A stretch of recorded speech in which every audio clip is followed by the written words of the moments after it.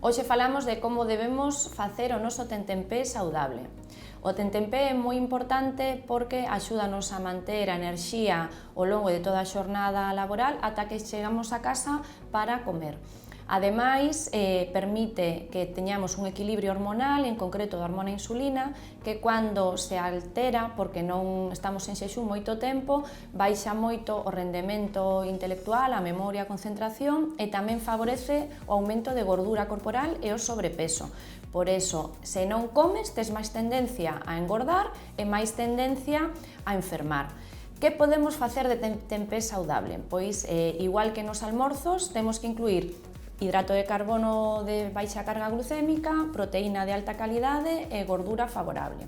Pode ser un bocadilliño de fiame magro, de salmón afumado, un vexetal de atún ou vexetal de tortilla, pode ser tamén unha barrita enerxética que teña alto contido tamén en proteína.